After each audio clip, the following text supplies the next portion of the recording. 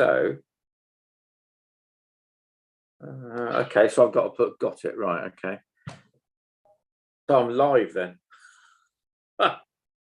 There we go. Oh, Mrs. So I should be able to get you on Facebook, shouldn't I? Yes. Let's All see right. if I. Yeah, hang on. Let's see if I can get you on Facebook as well. Right. So, because I'm looking at my iPad, but my main computer screen is actually behind that. So, oh, I can see that. Yeah. Oh, blimey. There we So go. this is on a different page, isn't it? This is on a. Yeah, this is going to be on YouTube. I see. Yeah. I figured I can get more viewers this way, and easier to find it. Yeah. But oh, I mean, I can see myself now on YouTube. That's a bit there weird. we are. Well, I'm here with Stuart from Galahad. Going to be talking about their latest album, The Last Great Adventurer. Oh yeah. I put you guys on my favorites of 2022. It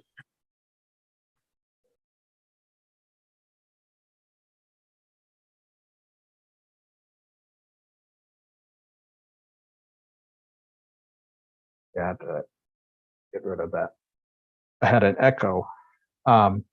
Yeah. This one here is album number which? Number 11. Number 11.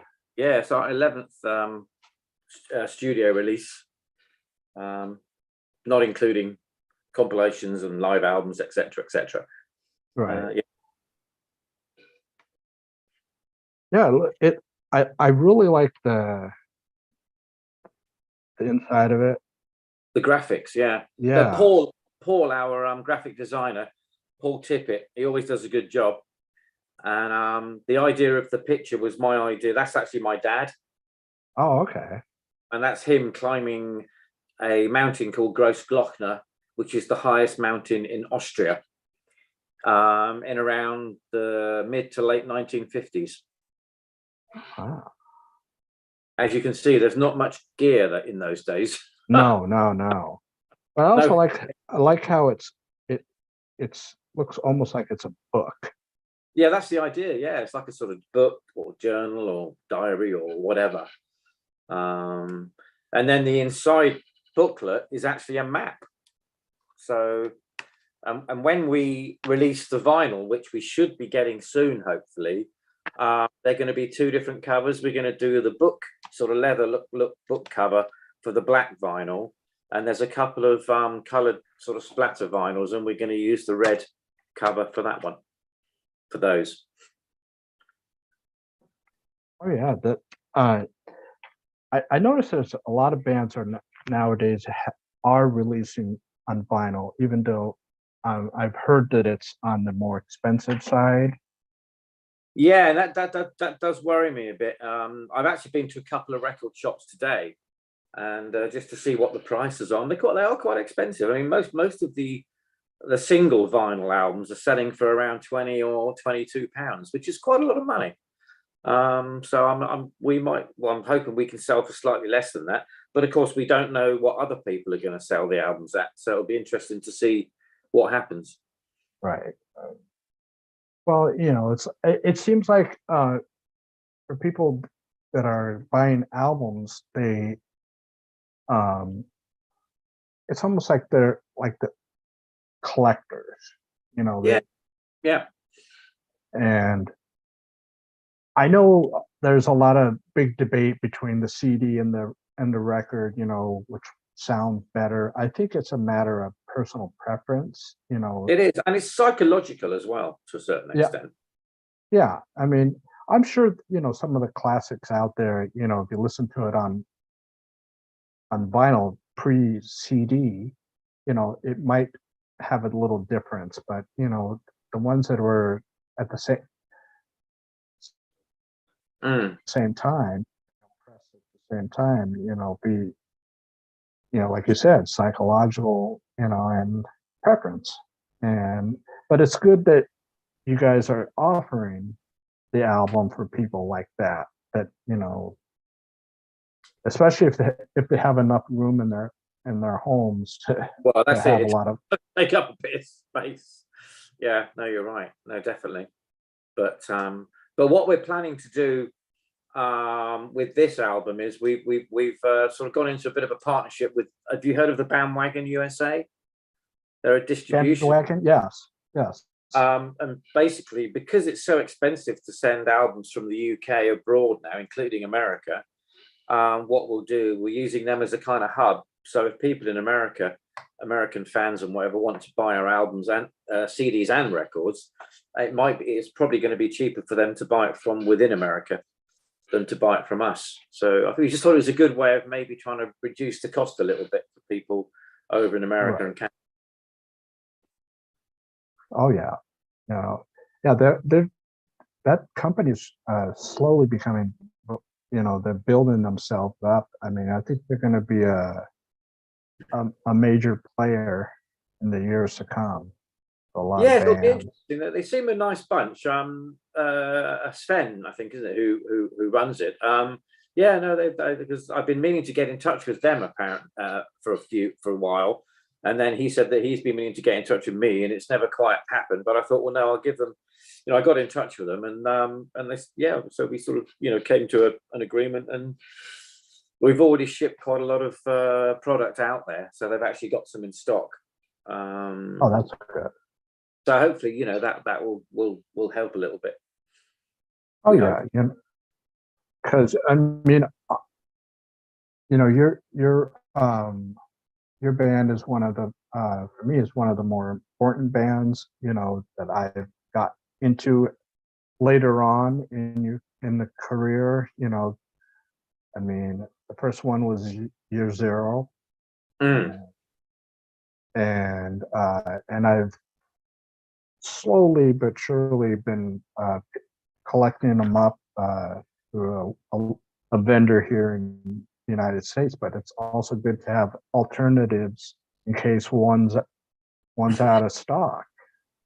Well, yeah, And yeah. And we found with America that there are certain distributors who've either disappeared or we can't always get hold of.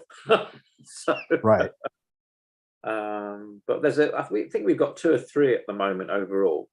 But we'll see how obviously the Bandwagon get on. We'll see how it goes. They seem to have got a lot of other bands as well. So oh yeah, and this one seemed at least musically more on the upbeat side, especially the song "Alive." I mean, that's very upbeat yeah, sounding and uplifting. Especially since what we've been through the pandemic. yeah, no, definitely. Yeah, I mean, quite a few of these songs were written quite a long time ago, pre-pandemic. In fact, we started recording this album and the next album in the year before the pandemic, and we managed to record most of Spencer's drums in the studio in 2019. And then, of course, in February 20, it all went a bit sort of tits up, and then we couldn't go back to the studio. So that's when we started recording all the other bits and pieces in our own homes, and then sent them to Carl Groom, who mixed everything, and he did a really good job. But we thought Alive would just make a good opener, for a change. Quite often we have this sort of long atmospheric kind of intros and all this sort of stuff. I thought, well, actually, let's just go straight in for a change. Well, almost, Right. almost straight in. And we just thought it's quite a, like you say, it's an up-tempo track. And also it's a kind of tribute, really, to everyone who's supported the band over the years, as in the chorus, "You make us feel so alive." And it's true. it's sort of like a thank you to the fans at gigs and people who've bought the album, etc., or the albums over the years. And yeah, it's a sort of thank you from us, really, to people like yourselves who supported us. Right. Yeah, I mean, every song on here is just amazing. You know, I mean, I mean, Omega Lights, Yeah, and then Blood, Skin, and Bone, enclosure's a Enclosure. bit different. That seems to be the one of the shorter songs.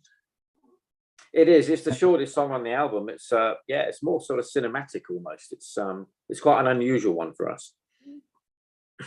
Well, it's always good to kind of try new things, kind Oh of yeah, yeah, break the mold of the previous album. That's yeah. one thing I noticed with your guys. I mean, you've already done what you've done. Now, kind of do something a little different while still Yeah. retaining a sound that people will recognize as Galahad. That's yeah. I think you've hit the nail on the head, Ron. That's almost like, in some ways, it's the balance. It's kind of the difficulty, because as much as I love prog and I grew up with prog, I've heard most of the old stuff a million times. I love it, but it's nice to move on and try different things. And although people will say, but it's not that original, but for us it is. If we try incorporating something different, for us it is different. So, and it kind of it sort of inspires you to carry on and do different things. And hopefully we can bring people with us, bring fans with us. So obviously maybe the more open-minded fans sometimes, because Right. you can never win it with everybody. If it's too prog, people are saying you're too generic. If it's not prog enough, they're saying, oh, it's not prog enough, or I don't recognize this Galahad or whatever. It's but I think at the end of the day, you've got to be true to yourself. And I think the great thing about Dean being in the band is the fact that he's not a traditional progressive rock keyboard player. He's not like Tony Banks or Rick Wakeman or whatever. He's got his own kind of style, and he's to be honest, originally he was more into, I think we've said before, more of kind of the 80s kind of synth bands, really, and things like that. Right. So but he loves a bit of prog as well. I mean, when he joined the band, he didn't know much about prog rock. He knew who Pink Floyd were. He'd heard of Dark Side of the Moon, and the only Genesis he knew was things like Land of Confusion, or Right. the kind of late 80s, 90s stuff. And it's almost like we had to kind of educate him. Right. Right. When When did he join? he joined in, oh blimey, I think 97. So he joined for Following Ghosts, and we wrote Following Ghosts maybe 96, 97, because Carl, our existing keyboard player, he was going to move to Australia, but we had shows lined up. So Carl did the live shows because we were also writing an album. So we concentrated on writing the album with Dean and said, look, let's do that. And Carl for now can do the live shows, because it was quite strange, having both of them. But they got on really well, So, and then ultimately Carl left and went off to Australia, and he's now in China, actually, of all places.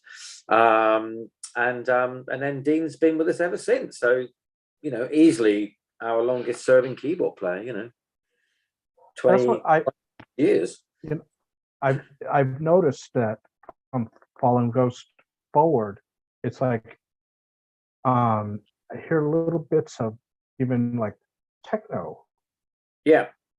In part, Yeah. and I like how it's like you're bringing in outside influences into the prog sound, and kind of creating something a little different than what people are used to hearing. And like you said earlier, people with open minds, will say, hey, I'll give it a chance, and I always tell people, just give something a chance. Don't just base your opinion on other people's opinion. You got to listen to it to yourself, and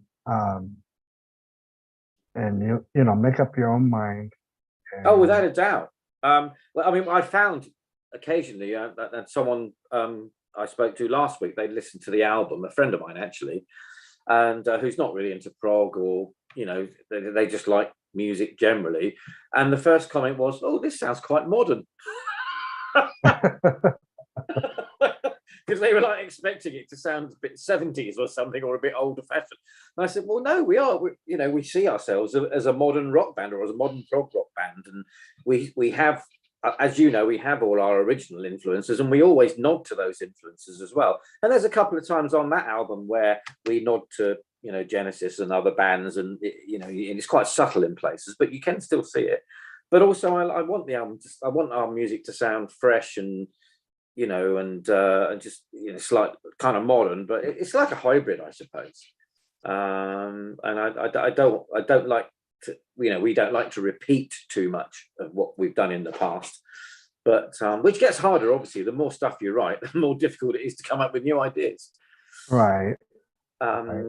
But Dean's very good. He's very good at coming up with the ideas, and so no, we're really pleased with the album. We weren't sure how people were going to react to it, partly because of the way we recorded it, but the quality has actually surprised us, to be honest. But that shows how good Carl is as an engineer and mixer and producer. He's quite an integral part to the band these days. Yeah, he seems to be helps a lot of bands out. Yeah.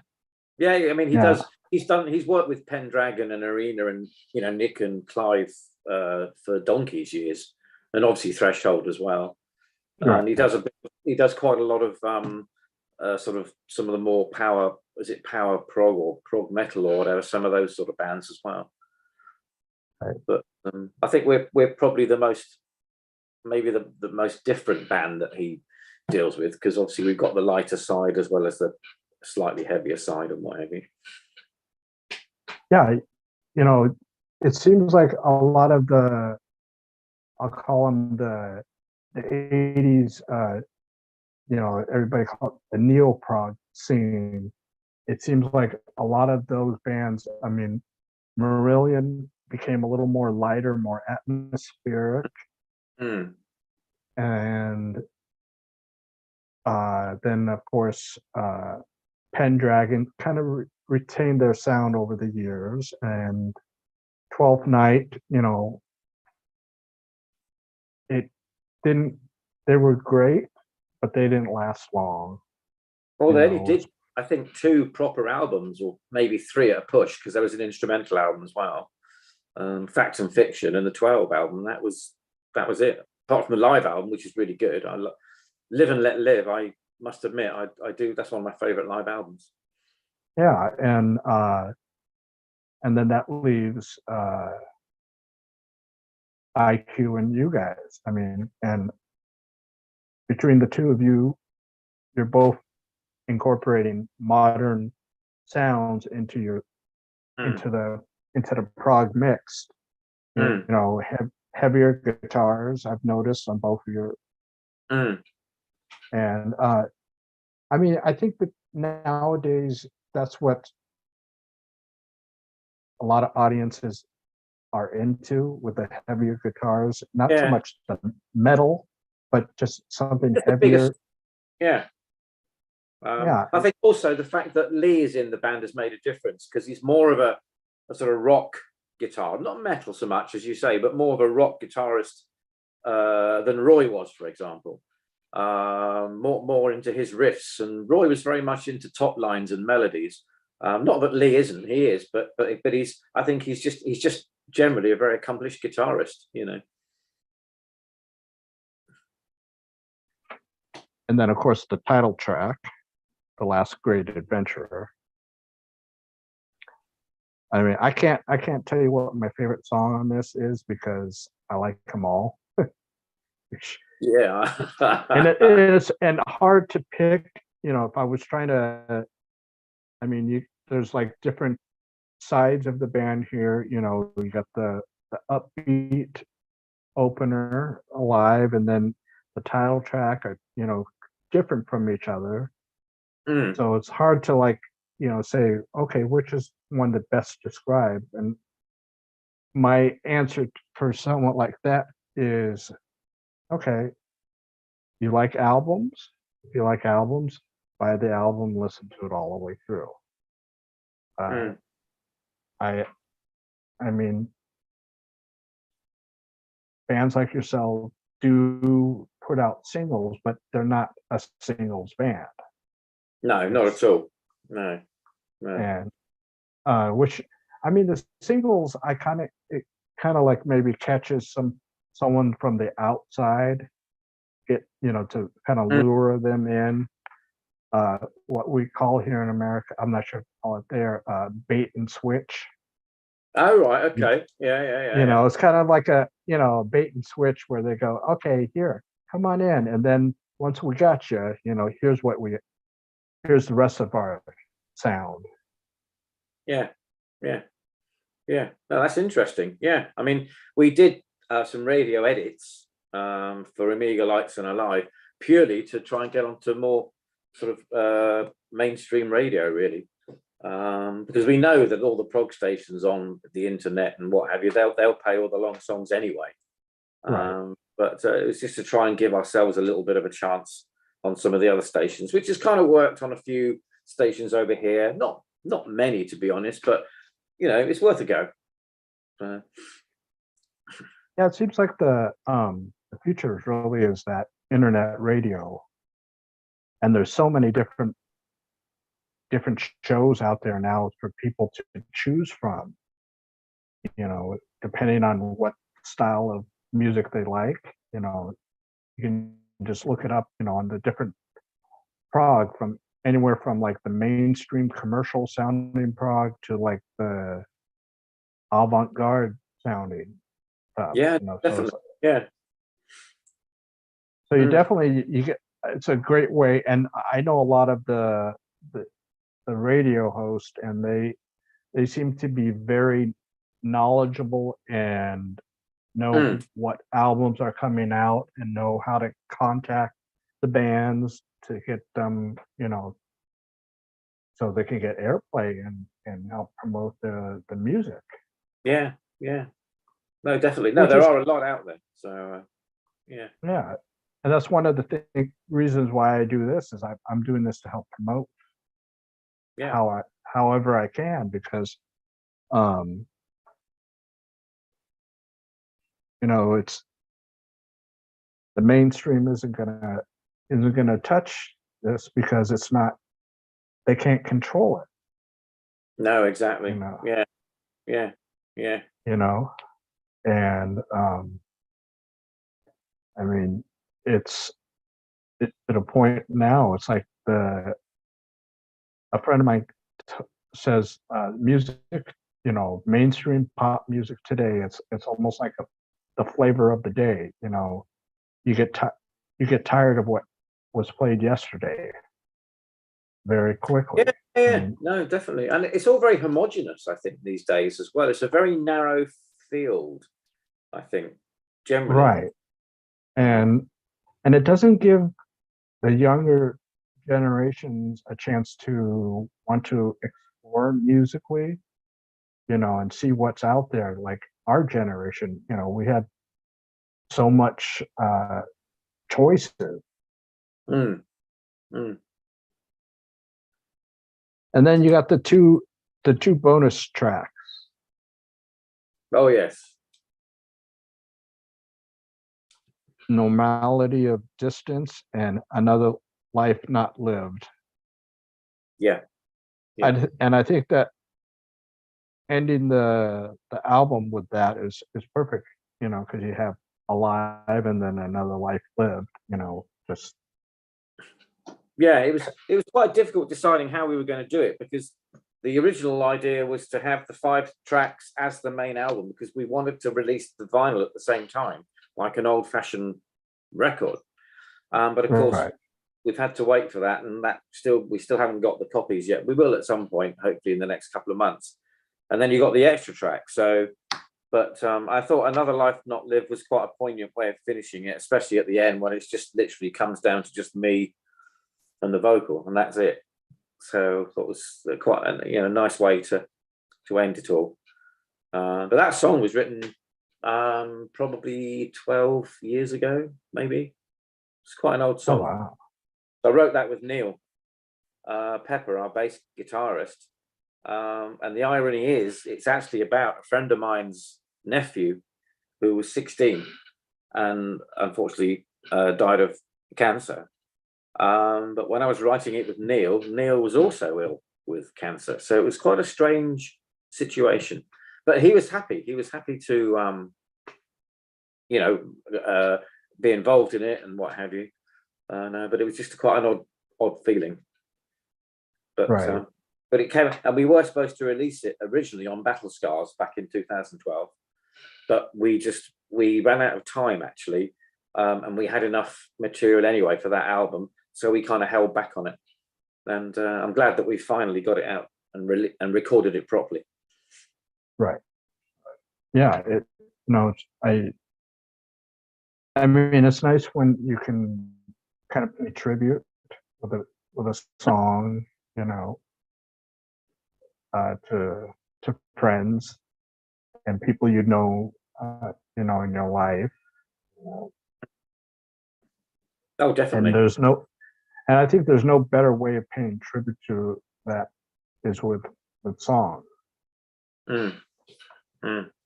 I don't think there's any better. You can have words on a paper for tribute to a friend, but a song lasts. I think a song lasts a lot longer than Oh, something definitely. that's on a piece. Yeah, it's like a legacy, isn't it? Almost. It's sort of it's there forever. Yeah, and then of course, there's been a lot of music about the pandemic and people that have fallen during that time, Mm. but it's very nice to have an uplifting album, to kind of counterbalance all that. Yeah, I think so. I think yes, definitely now, especially now, a little bit of time has passed since obviously the really bad parts of the epidemic a couple of years ago, and maybe people just want to get on with their lives now. Just move forward. So Exactly. I mean, I still personally don't believe we're out of it completely. I mean, no, because you still get some you still get some cases here and there, but yeah, it's endemic. Really, but it's that going to be endemic. It's always going to be there. I think in the background. yeah, yeah, I think it's going to stay in the background and just um, you know be kind of like someone was saying, it'll eventually be like a common cold or something like that you know Mm. that you'll get it, but you're not going to die Mm. Mm. unless you're unhealthy to begin with. Yeah, there's other underlying, you know, conditions or whatever. Yeah. And I like how the live circuit is it's opening up. I mean, I don't think it's fully open, but uh, seeing live bands. I hear a lot of concerts happening, and I'm sure over there there's a lot of them, but probably not as much as they were before the pandemic, but enough that because some people got a little what they call cabin fever, stuck in Yeah, their house, you without a know, doubt. and no way to go and be with friends or anything. And so I'm kind of glad that some people are, I got a friend of mine's band that, they're heading over to your neck of the woods. And I was telling him, I said, yeah, you should come up to my neck of the woods, Yeah, yeah, yeah. because they're just like, in the neighboring state here. So, but Yeah, good. Yeah.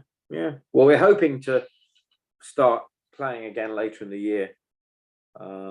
So once we've got the other out, a new album called The Long Goodbye, and that's coming out probably September, October time. hey, keeping busy there. Oh yeah, plenty going on. Yeah. And hopefully we'll get the vinyl on that one fairly quickly as well, so we can release it all at the same time, if we're lucky. We'll see. But it's all been finished. It's all mixed. It's all mastered. We're just working on the artwork at the moment, so that will see the light of the day, light of day fairly soon. Oh, that's good. That's good. You know, that's one of the things I've been noticing, that albums are coming out a little bit quicker because a lot of it got stored up. You know. Yeah. And I mean, I noticed that there's two types of bands out there. There's the band that once we had the lockdown, they just shut everything down and just put their stuff off to the side, and to, how do they say, ride the storm out. And there's others that, because they didn't have anything else to do, is they went headlong right into writing new material, probably recording demos, and getting it all prepared. That's kind of what we did, really, and because we'd already started the album, as I said, before the pandemic, so we just wanted to carry on. The only difference was we couldn't go to Thin Ice Studios and work with Carl in person, so we managed to record all our parts at our various homes and then send them all over to Carl, and so we can sort of mix it all together. And of course, me and Dean, we did a couple of Galahad Electric Company albums as well, because we just wanted to do something. And I also lost my mum in 2020, right in the middle of COVID, to cancer, to non-Hodgkin's lymphoma. And my catharsis was to write about it. And I wrote 6 or 7 songs relating to that, which was quite a difficult time. And those songs ended up on our Soul Therapy album, which is why it's called Soul Therapy, because the whole album was therapy for me. Right. So, with music too, for me, it is the best kind of therapy you can have. Oh yeah, without a doubt. Because you can go to your collection, and whatever mood or that you're in at the time, you can go and pick something out of your collection that will pertain to that. If you're in a somber mood, you find something somber. If you're angry at certain things, you get something that's a little on the heavier side, and then anything in between, nostalgia,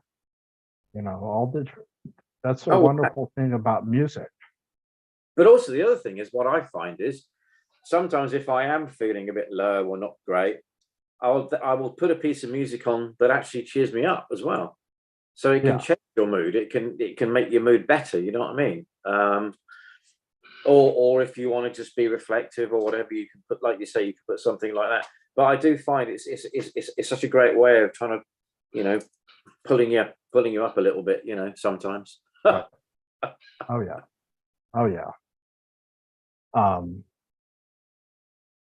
So you said the new one's going to be out later in the year?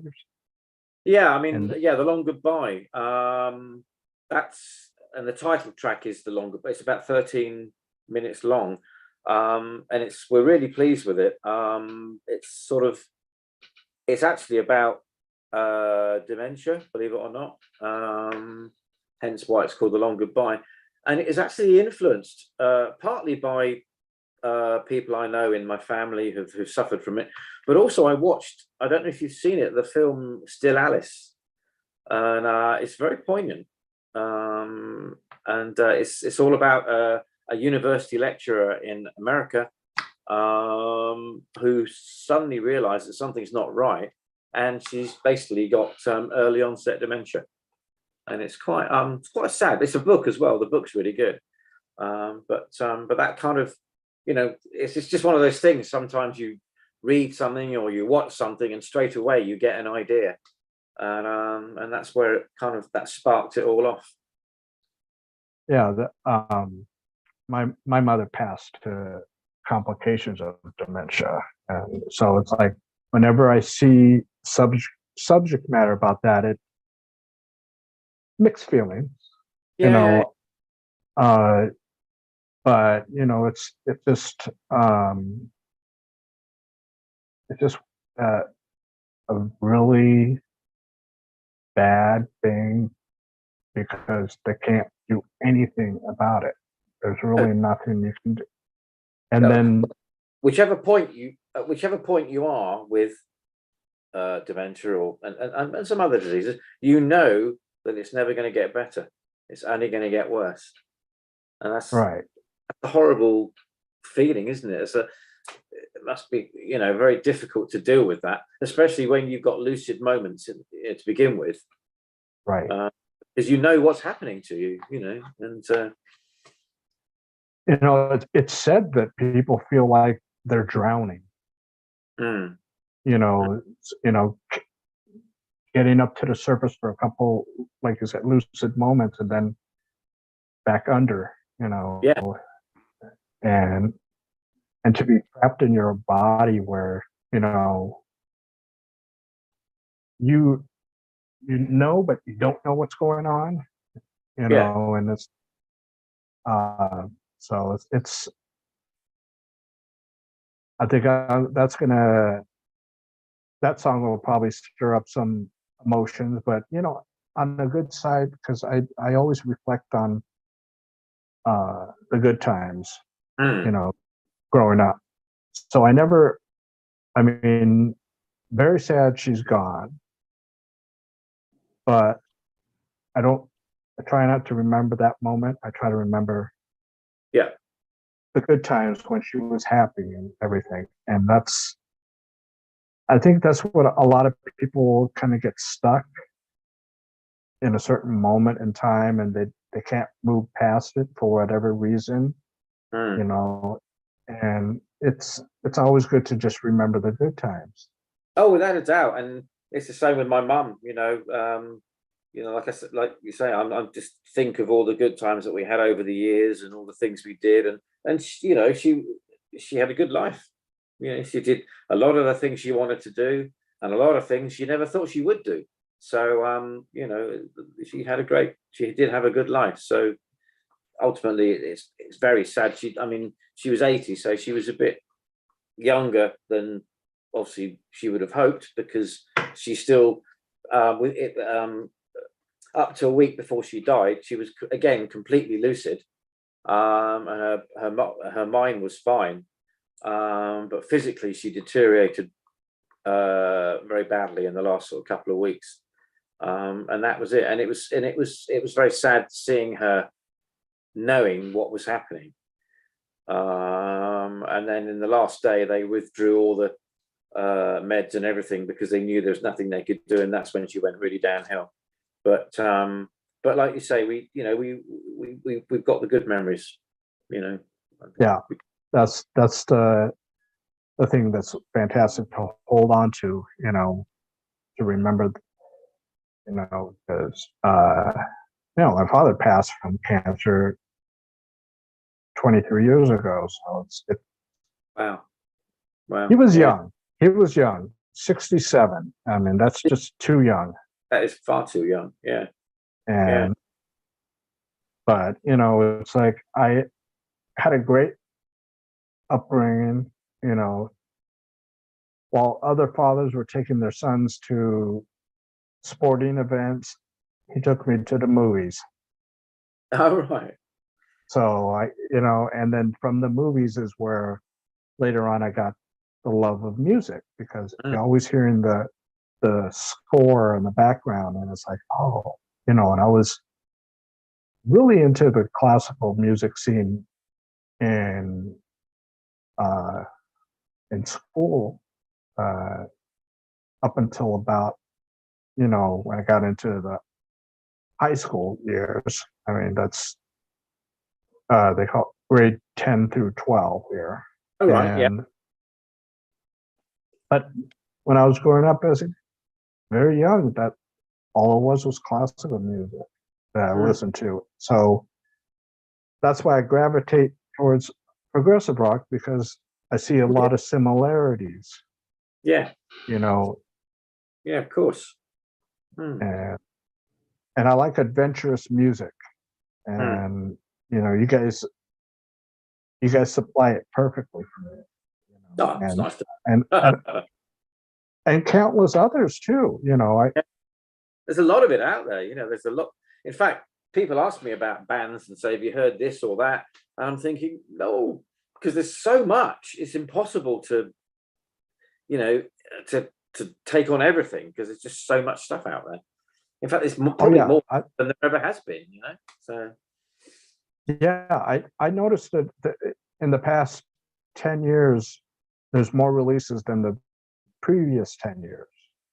yeah, And I'd remember at a time when people were complaining, "Oh, there's not enough coming out." Well,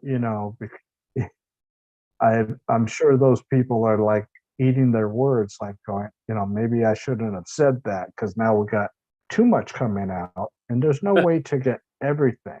I mean, mm, you literally have to pick and choose things to buy, and you kind of stay with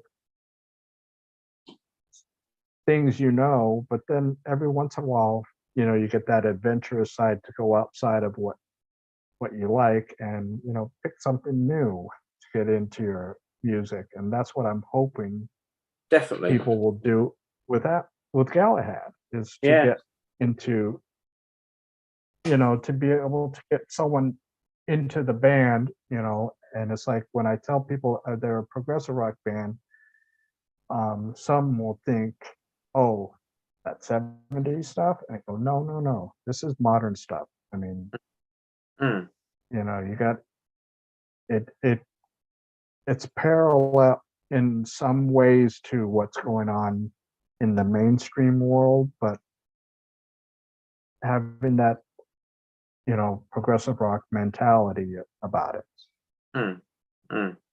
Yeah. I think that sort of sums it up. Really, I think it's got a modern sort of timbre, sort of sound to it, but that you can still pick out the elements that you can trace back to more traditional prog, I suppose, back in the old days, and you know, although we use a lot of more modern kind of Dean uses a lot of more modern keyboard sounds, and the production's much more crisp.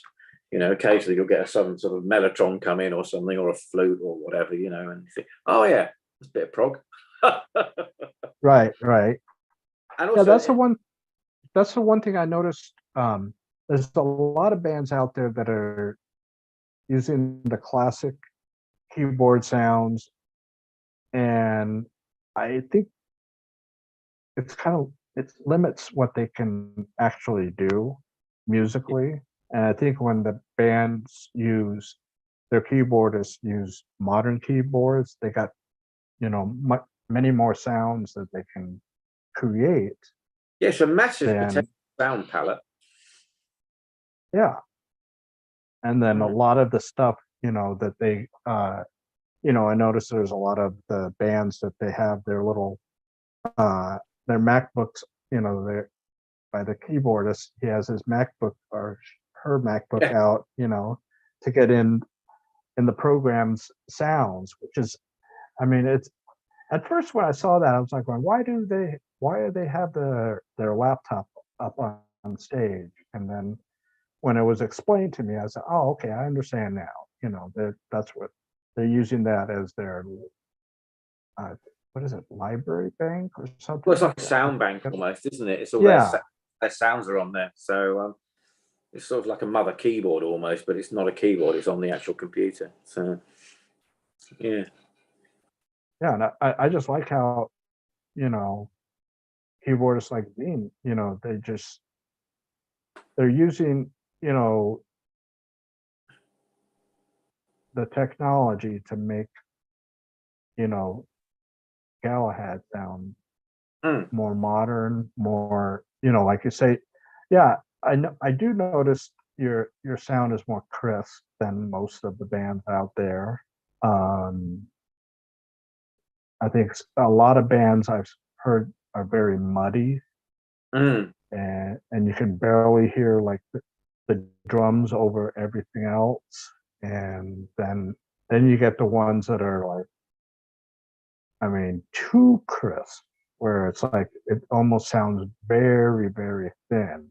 Yes, You too know, toppy, too much top end, basically, not enough bottom end on there. It's like it's again, yeah, it's about trying to get it right, and because I don't like, I must admit, I can't stand muddy drums, and I think in this day and age, there's no excuse for it because even even if you don't spend a lot of money on an album, the technology we have these days, if you can use it properly, then there's kind of no excuse for that. Or if you can't, find someone who can, which is what we do. right, But yeah, it's just it's the sound separation as well. Making sure that you can hear all the instruments, and I think sometimes bands get a bit carried away, especially when you're younger. I mean, we did. You throw in everything. You throw in the kitchen sink, the whole lot, and it all becomes a bit of a mess. And sometimes you've got to know what to. That it's as important to know what to leave out as what to put in.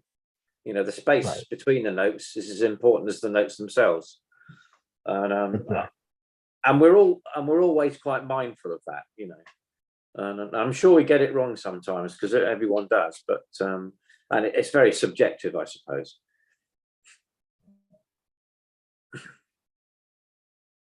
And so, for those out there that don't know the history, um, you guys, Galahad started in '85, Yeah, July and 1985. Yeah, then your first proper album was in '91, right? Or yeah. Nothing Is Written was our first proper album that we recorded in a proper studio for a full album. But previous to that, we recorded In a Moment of Madness, which was for a sort of, I guess it was for a cassette. We did 5 songs, I think, for a cassette, and it was like a mini album. And then we sort of, after Nothing Is Written, we then recorded, I think, 3 more tracks. So we then put that on the album. And so effectively, although the basics of Madness was recorded before Nothing Is Written, that album effectively was our second album that was released on CD, because all the initial albums were released on cassette because it was that long ago. Oh yeah, yeah, I remember cassettes, and I was so happy when CDs came out because I ruined so many cassettes, Yeah, and yeah, me too. so it's like when the CD came out, I was very happy with that format. Um, I really think it's going to be here for a while, the CD format. I mean, I know there's a lot of people that like digital, which is fine if you don't have the room, and also it's portable. Mm. But if you have a decent computer that you can put your CD in and rip it to the computer, and then you can put it out I put it on my thumb drive Mm. to put in my car, because I used to bring in like 10 CDs to listen to, but that kind of got a little it could get dangerous if you're trying to change your CD while you're driving. Oh So at yes. least they have it there. And then now, newer cars, they have where you can get the streaming sites on there, and it's like, Yeah, and you and could I Bluetooth like I your spoke. phone or whatever. Well, oh yeah, well, like I told you, in the messenger that I made just a little compilation, and I'm not 100% sold on Spotify because of what you confirmed for me, what you guys get per stream. Yeah, I mean, And the only people who make money out of Spotify are their own owners and shareholders, I think. So it's yeah, it's exactly, I and it's always, the same with most of the streaming sites, to be honest.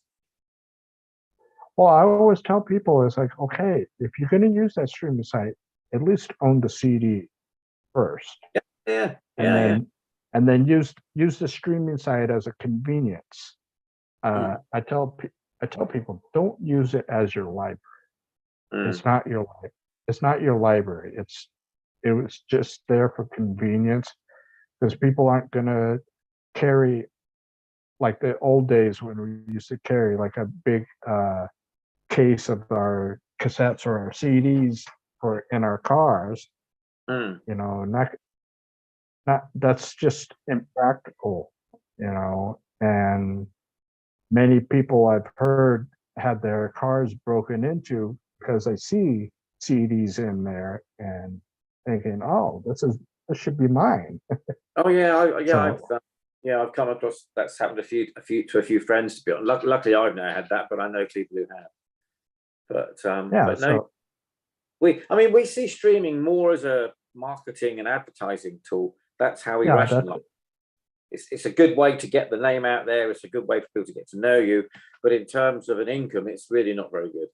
So, no, and so you know, like I said, I tell people buy the album, and if you don't want, you know, if you're out somewhere and you want to hear that album again, go on streaming, and that's even though it's barely a revenue, it's still extra to what the band is, you know, made from you by you buying the CD. yeah, yeah, And yeah, yeah. and And then and then the other place that I really like and I've used several times is that Bandcamp.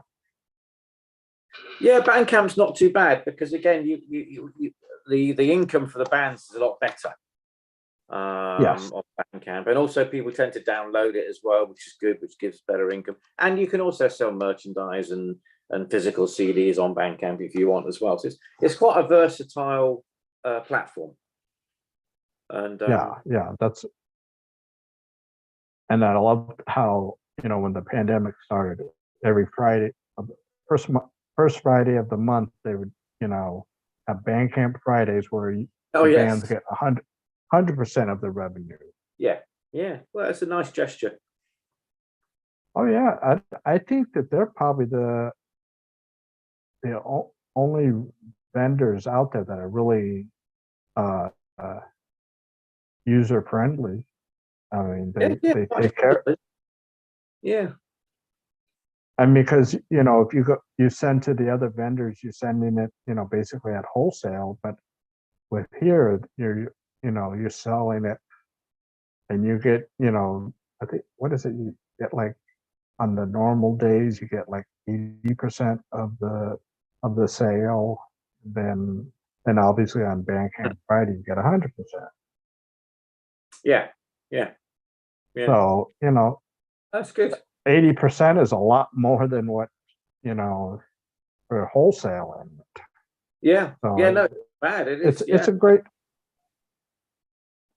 great tool for people. Yeah, yeah, definitely. And the other good thing about Bandcamp is if it's your own Bandcamp page, you can also dictate what goes on it, what doesn't go on it. You can take stuff off, put stuff on, which is a real faff with the likes of Amazon or Spotify or Apple Music. It's not so straightforward, you know. Whereas that's the great thing. You can literally in real time upload songs or take songs off. So you're in control as an artist, which is very, Yeah, very useful. and it's also great for consumers because then they can go in there and sample the song and say, Yeah. hey, that's what it's, you know, it's great to be able to sample something and to see if it's really something you want to buy. And I always tell people you gotta buy the CDs or buy the downloads, buy any merchandise that bands have, and if the band comes to your town, go see them live. Yeah. No, You know, definitely. Yeah, and hopefully we'll be doing that later in the doing year. some live shows. Well, we hope so. Yeah. Spencer hasn't been well for a while. His brain tumor came back, so he had chemotherapy last year. He finished towards the end of last year. He's just had a scan, and his tumor has not grown, which is good news. We had a rehearsal last week for the first time in about a year, and it went quite well. But he was obviously, understandably, worried about being able to, perform and do everything he needs to do, because he's the drummer at the end of the day. So it's the most active thing or member of the band, really. So and I think physically he was worried about whether he'd be strong enough, but he did actually do very well. And also I think psychologically as well. And he's very hard on himself. He'll say, well, I didn't do this right, or this fill wasn't right, or I couldn't do the double bass drum. And we said, look, don't worry, Spence, just improvise, because most people aren't going to notice, to be honest. It's not a big deal. And luckily, after we'd run through some of the older songs a couple of times, 2 or 3 times, it actually began to sound really, really good. So that's great. And the next time we rehearse, we'll probably incorporate maybe 4 or 5 of the new songs. So, because we need to overhaul our set. We've been playing some of the songs for quite a few years now. So we want to incorporate some of the new songs. And because the album seems to have gone down very well, it's generally been a lot better received than we were expecting. So we will probably put 2 or 3 of those songs into the set, if not more, which we're quite looking forward to. So, although my memory is not as good as it used to be, I can't remember words anymore. I can't remember. Yeah, I know. I hear you. It's like I understand, and it's like, but sometimes you get that what they call that muscle memory, where it's like, you think you're going to forget it, but then all of a sudden it just comes back. Yeah, no, it's true. I mean, when we start playing a song, for example, that we wrote years, like Richelieu's Prayer, I can feel the surface tension mounting. As I'm singing it, it all comes back, even though we haven't performed it for probably 10, 12 years. But because when we started as a band, and this did help, I mean, we were younger, so we retained information a lot better, as you do when you're younger. But also we were playing sometimes, 2 or 3 times a week, maybe a dozen times a month. And we're lucky if we play a dozen times a year these days. So it's not so easy to retain information. But when you're gigging constantly, like we were in the old days, you just learn it, you just do it. And we had more energy then as well, obviously. Right. But no, I'm looking forward to doing the new songs, and I think it'll be good for the band. I think it'll give us a bit of an impetus as well, because I'm really proud of what we've done on the new album, and there's a couple of songs on the next album that I'm really pleased with as well. So hopefully, we'll do a few of those. And one day we may even get over to the States. Who knows? Again. You guys were here when the last time? It was Rossfest. Oh, when was it? 2006, maybe. I think. Oh, okay. The Phoenixville Theatre in Pennsylvania. Yes, yeah.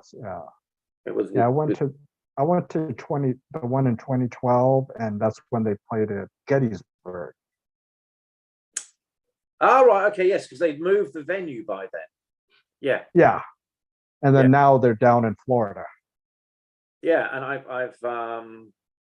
I've heard that George isn't that well, so I'm not sure. No, he's not doing it anymore. He has someone. I guess some shareholders are taking care of it. Just like I think like 3 or 4 people are doing what he really? did. So that and they seem to be successful down there. I mean, it's a little bit of a, well, for you obviously, but for me, it's a little bit of a trek to get down there, Well, yeah, so and I can imagine. Yeah. so, but that's why, it's nice. It'd be nice if they had, uh, not so much Ross Fest up here, but maybe a different kind of festival up in the Northeast again, Mm, mm, because that'll bring in people from Canada. mm. Well, yeah, I mean, So, we played in Quebec a few times, and that was always great fun. Again, it would be nice to go over there because we know Michel. Do you know Michel? Michel Bilodeau, I think his name is, because obviously he's got a French name because it's French Canada. But they're a good bunch of people over there. So oh yeah, yeah, that probably easier to get shows up there than it is down here. yeah. Where was Nearfest? Because that was that. Nearfest was in New Jersey area. Oh right, okay. Yeah, Mm. I never got to that. You know, at that time I was on the West Coast, so I never got a chance to go to Nearfest. But then when I moved out here to the East Coast, I went to two different festivals.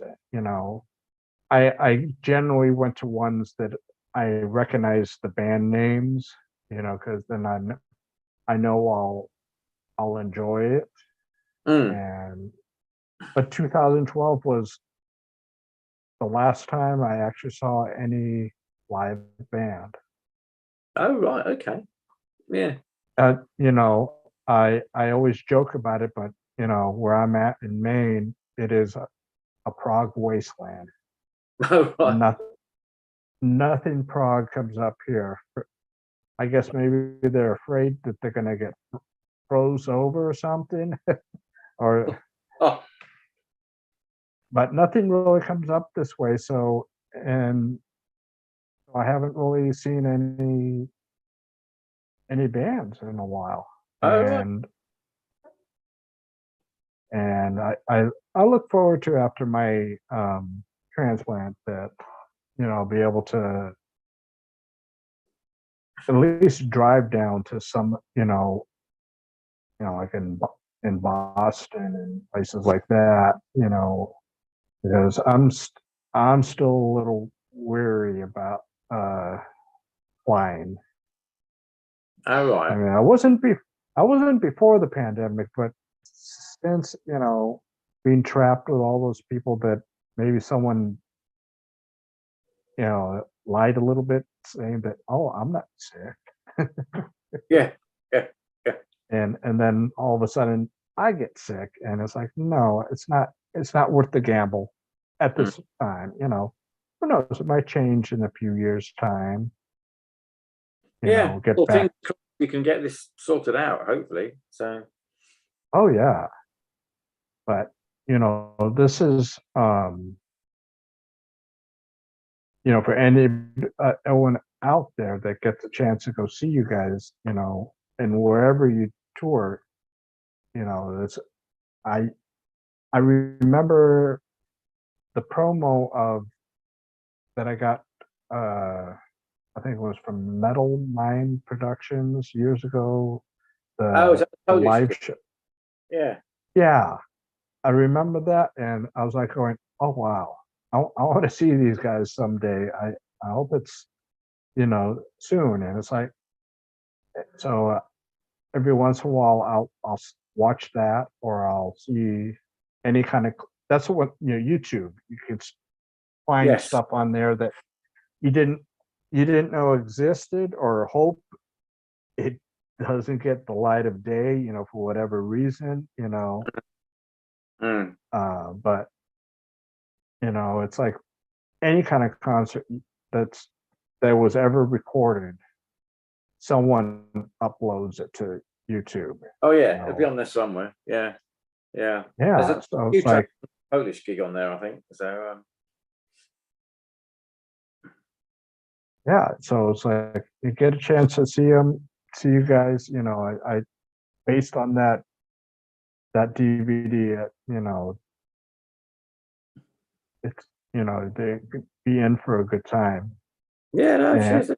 It was good fun. It was a and few years ago now, but it was good fun.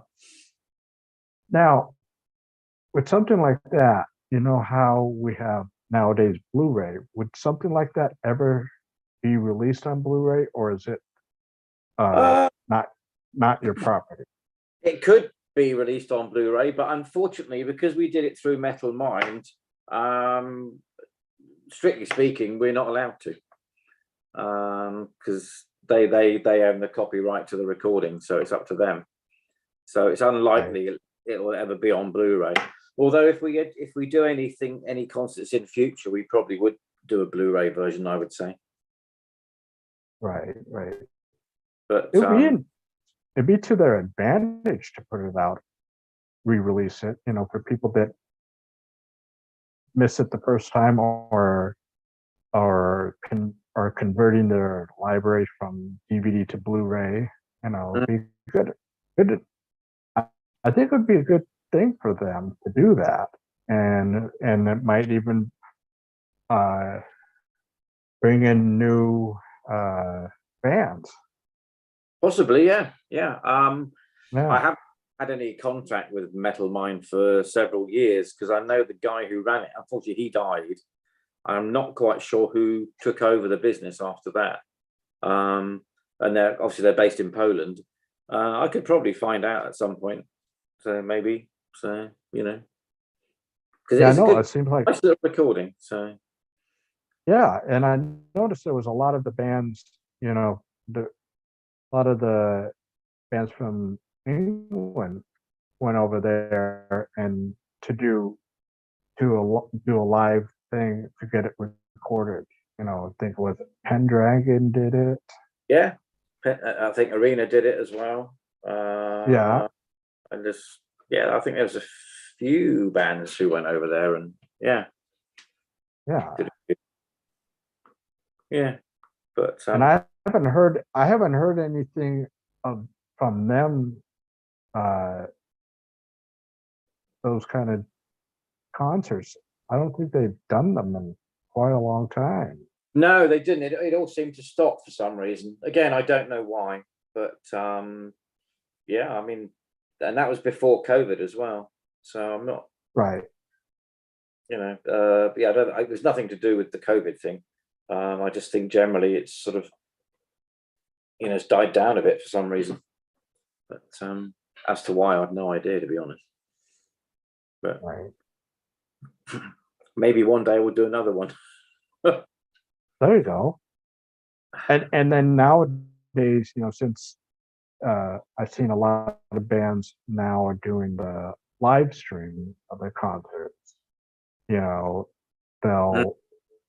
I mean, the plus side of it is you're going to get fans from all over the world that'll be able to see it. The the downside of it is you're not going to really know who's out there watching. Well, So no, you that's can't. true. You Yeah, know, that's true. because bands when they play live, it's like, and the audience, you're feeding off of each other. So if the audience is True. excited about the music that's happening, it's going to just energize you more, and it's like an endless cycle. And when something like live streaming, you're not going to be able to see who's watching and not knowing what their reaction. Yeah, that's the thing. So Like, as you say, when you've got a live audience, it makes a big difference. And I think it makes the band perform better. We always feed off it, and you can tell if the band's enjoying it. Like for example, when we played Rossfest, it was fantastic because the American audiences were so receptive, a lot more receptive than audiences in our country sometimes. I mean, we just had to go on stage, and they're all going, "Yay! Whoa!" It's like I haven't done anything. right, But it, right, right. yeah, but no, it's great, and everyone was so friendly and so positive and supportive. It was, yeah, I've got very fond memories of that, and I know I don't know if it would happen again, but I mean, I hope it would at some point. Um, but I don't think it's not so easy to get into the States. I don't think these days to play either. So I'm not quite sure how it all pan out. So Right. Yeah. And there's a lot of the bands that, from your area that trying to get in, and it's like, seems to be nearly impossible, mm, especially if you bring in your instruments. yeah, it's really difficult. Rossfest was strange. It was one of the few times that we actually didn't bring any instruments, pretty much.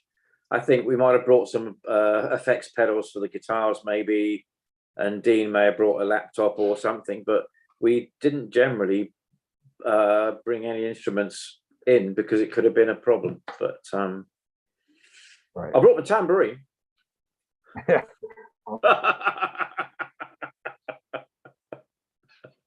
They didn't question that. There Yeah. you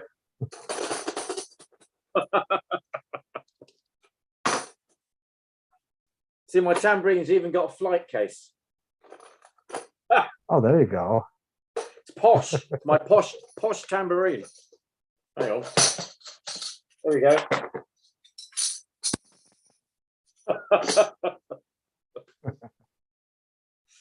As used on the last. You don't see that too often on prog bands nowadays. The tambourine. Maybe not. No, I guess it's because I'm a singer and I can't do anything else. So I think it's nice to do something with your hands when everyone else is doing their solos and playing or whatever in the instrumental section. So that's kind of why I used it in the first place. And of course, old Phil and Phil Collins and Peter Gabriel used to use it quite a lot with Genesis, and maybe that was the same reason. I don't know, but so that was a bit of an influence. And then you got John Anderson doing his little thing, Right. looking like a on stage.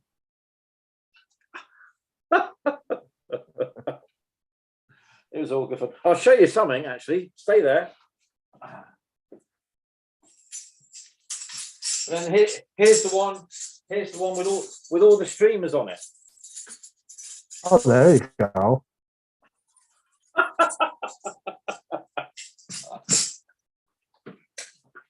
Oh dear.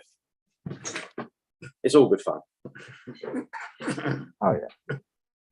And as long as you have fun up on stage, that's all that matters. I mean, you were saying earlier, how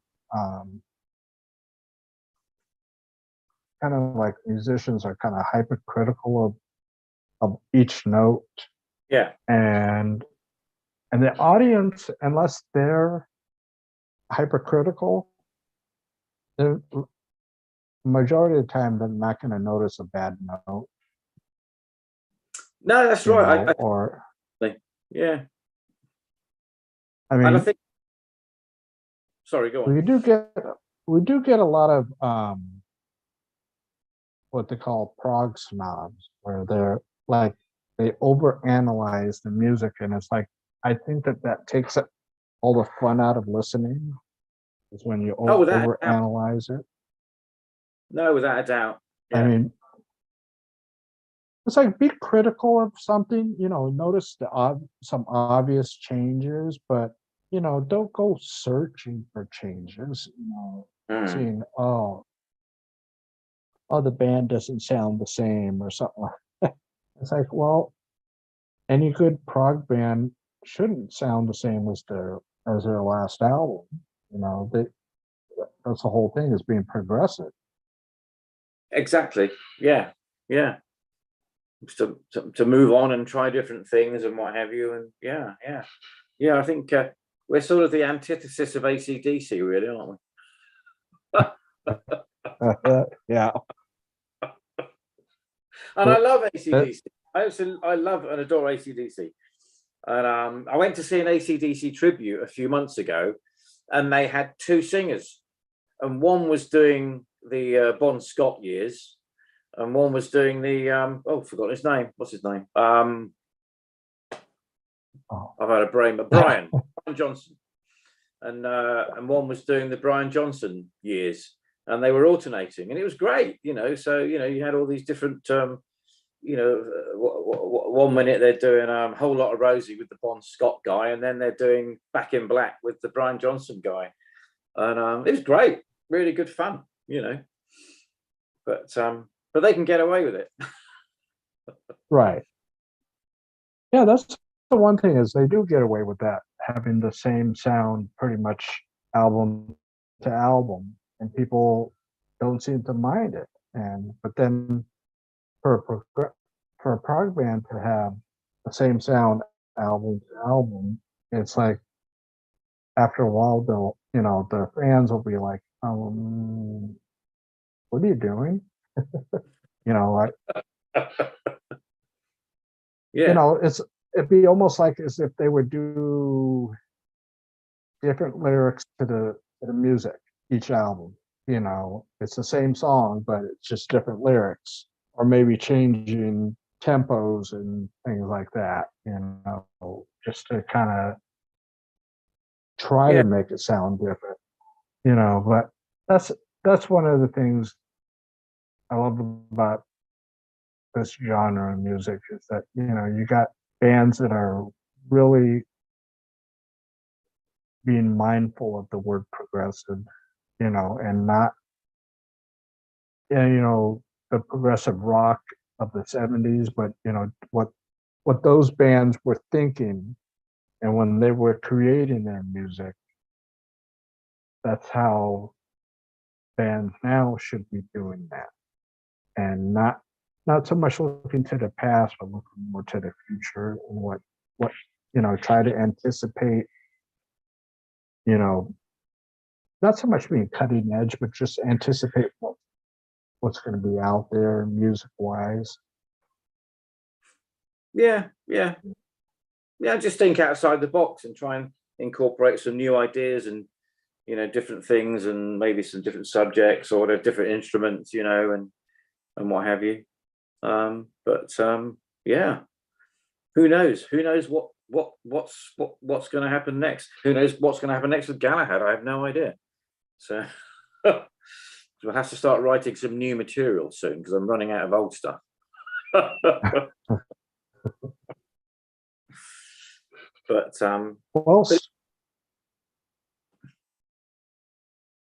well, you know, I want to first of all thank you for all the years of music that you've given, um, yeah, well, and for everyone for supporting us, you know, it's important. You know, at the end of the day, I mean, we do it for ourselves, and we do it for fans as well. Obviously, people who like the music, but it's always good to get feedback. It's always good to get, you know, people's opinions, and hopefully, you know, mostly positive feedback, because it sort of drives us on. It inspires us to keep, you know, keep going. And I must admit, you know, 38 years ago when we formed the band, I didn't even think about longevity. It never occurred to me, you know.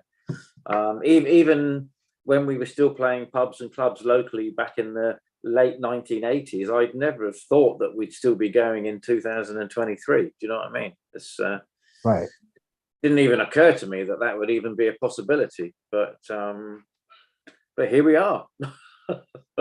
I guess yeah, we must be quite passionate about it. So, you know,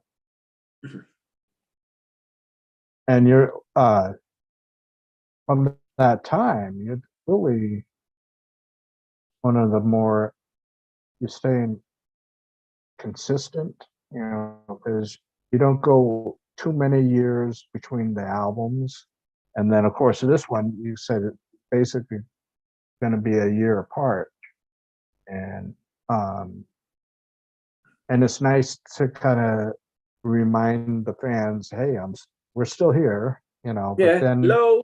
Here we are. so, but but then at the same time you don't want to oversaturate by having album after, you know, year after year, then you're not going to give the fans a chance to digest the albums Exactly. that you just released. Yeah, no, exactly. I mean, the reason there's two albums is purely because we had a glut of material that myself and Dean have been working on for quite a few years, plus a couple of songs with Neil, plus a few newer ones. And then of course we did Seas of Change. Most of Seas of Change was written after most of these songs, but because it was around that time, it was like current. So it meant we really had to release it then, because if we waited, it wouldn't have the same impact, because it would be old news, you know. So we had to release that album around that time. So we effectively dropped everything else, put out Seas of Change, and then obviously gave that a bit of time to be digested, and went out and did a few shows to promote the album. And then obviously in 2019, roughly a year after that album came out, we started on the new one. But little did we know we were about to have a pandemic. So Right. otherwise, these albums would have probably been out a couple of years ago. But Right. but that's just the way it is, you know. And who knows what the future holds, you know. I mean, we haven't yet written new material with Lee and Mark, with our, you know, because obviously they kind of joined after we'd started writing a lot of the stuff that's now come out. So it'll be interesting to see how that changes the sound, if it does change the sound, or the general dynamic within the band and within the writing. So again, it's quite, you know, it's quite an interesting thought. I mean, you know, I must admit, I'm quite looking forward to it. So you know, be to see what, you know, what everyone sort of contributes to, you know, to the music going forward. Right. Yeah, it's nice when you can have everybody contribute, you know. Yeah. Especially, I mean, like the quote unquote kind of the newer guys, you know, even though they've been around for a while, but it's oh yes, you know, it's like they'll be new to the idea part, you yeah, know, the creation of the song. So that's, you know, that it, you know, and it's always good to kind of change it up, you know, get a little different dynamic to the sound. You know, like I've been saying, it's like I like the albums to sound different because, you know, I don't want them to sound exactly the same. I want to have, you know, in your case, the Galahad, you know, that that it's Galahad, regardless of if they're melodic or heavy or have, you know, a modern techno sound to it. Whatever it is, you know that it's Galahad. yeah. And And you got my voice to put up with. the signature sound. Yeah. Yeah. Yeah, without a doubt. Yeah, I think it'll always be there just by default, really, because of who's involved. You know, I think if for some reason, you know, God forbid, Dean wasn't in the band and we got someone else new in, because I tend to write with Dean a lot, I think that probably would have quite a big impact on how we would sound, and it wouldn't sound so much like the Galahad everyone knows. But hopefully that won't, you know, that won't ever change. And even though Lee has replaced Roy, we still have that kind of sound, you know, although his guitar style is quite different in some ways, but we've still got those kind of sort of recognizable Galahad elements. And of course the drumming, I always loved drum. I think Spence is a great drummer. I think he's quite underrated because he's not one to blow his own trumpet at all. He just quietly gets on with it, but he's very inventive. He comes up with a lot of interesting ideas, and he's just a very good natural drummer, basically. And I think that's part of our sound as well. Yeah, I like the whole, all the elements that go into it. You know, you got you know, the drums were the acoustic drums, and then you have the keyboards, whereas, you know, moderns. So you got like a little counterbalance of those two right there. Whereas usually a lot of the new bands will overly almost like make the drum sound too digital. And and too cold sound, you know. Mm, And it's nice when you have like the warmth of the drums in the mix. mm. Yeah, we I like. I mean, mean, I there's like. a So I was just saying, I like quite a big, quite a kind of thick drum sound. I don't like sort of thin drum sounds. It's difficult to describe, but and I like a nice big, like a quite a thick snare as well. It's difficult to describe, to be honest, but I don't like. There's a lot of drums I find that drums are quite thin sounding. right. And yeah, and I think, oh, it's just, I don't know, it just sounds a bit, I don't know, I like a nice fat, I say fat sort of Right. sound, Right. but Yeah. which which Carl's very good at getting. So Yeah. He puts. I mean, I guess you could call him a magician. yeah, or the alchemist, The So alchemist. Yeah. To create. You know, because I hear a lot of albums that he's put his touch on, and it's it's uh it's almost like he's like the if he continues to do that, he could be like the if he doesn't do any more music of his own, he could be like a major producer within the prog community. You oh, know, without a doubt, yeah. And he's you know, got the right mentality as well. He's a very nice guy. He's very down to earth, no ego, but he's also very honest as well. He'll tell you if he doesn't like something or something's not right, but he'll tell you in such a way, in such a nice way, that you can never be offended. right, right, Smile at you while he's telling you.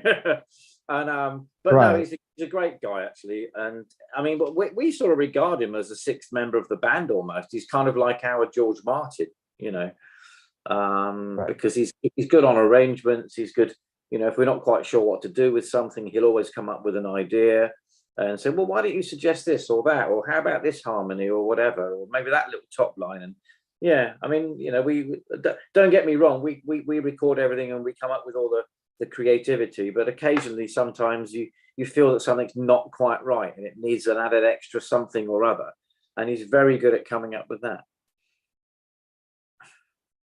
That's very cool. That's very cool. Mm.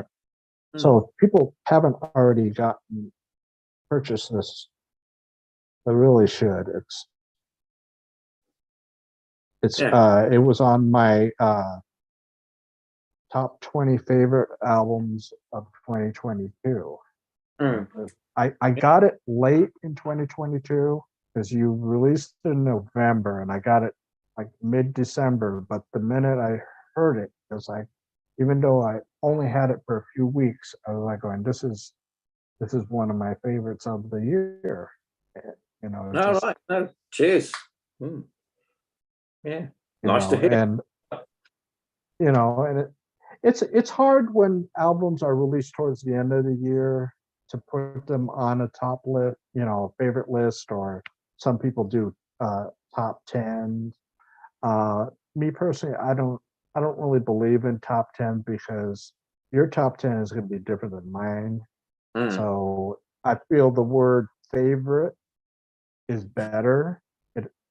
And it's more personal, Yeah. like, hey, this is my favorite, you know, and if you like what I like, then here's a list of 20 Mm. albums to purchase. Yeah. Yeah. And Definitely. Yeah. Yeah. I mean, it's like whenever I put something, if I say to someone, I like that album or this album, whatever, I always say, in my opinion, because obviously I realize that everyone's got an opinion, and right, you have to accept that. You can't say, well, no, that's not true. Well, it's pointless having those arguments because it's all subjective in terms of what you like. But yeah, but we're pleased that generally it has been very well received. And again, we have appeared in a few lists this year, which is nice for last year. And as you say, we did release it later in the year, so I know we missed a few. And I did have a few people have been in touch and saying, "Oh, sorry, I didn't put you in my charts, but I'd already done them by the time I listened to the album." And I'm thinking it doesn't Right. matter because I'm not actually, we're not really bothered about charts or what lists and stuff like that. It's nice to appear in things like that, but at the end of the Oh, day, yeah. it is purely subjective. It's purely someone's opinion. But it's nice. It's Exactly. nice that people take the time to listen to the album and take it in and include it. Oh, yeah. Yeah. Well, Stuart, I want to thank you again. This is the second time you've been on, and I enjoyed the first time and this time. And I enjoy the music, Yeah, no, thank you. and I look forward to the next album, as I'm sure many other of your fans are.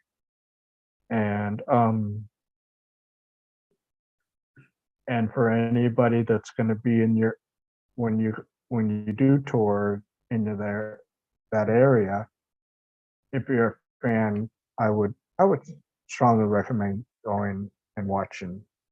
Yeah, no, You thank know, you. No, that'd be great. If anyone wants to come along and see us at any time when we play, that would be great.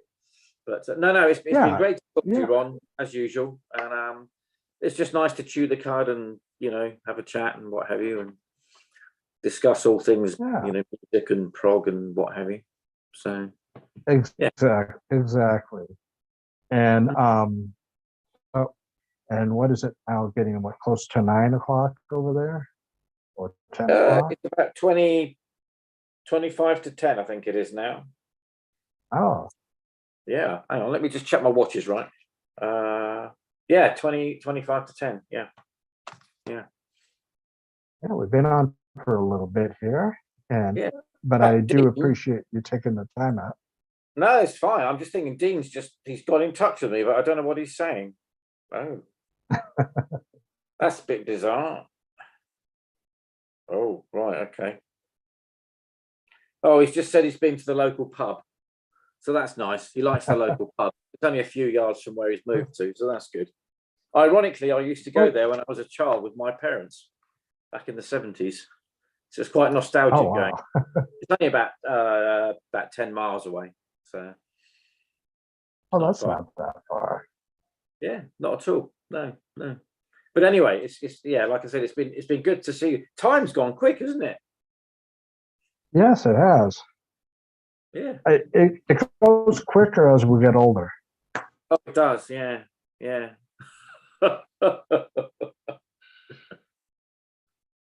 But again, I appreciate you taking the time out, to talk.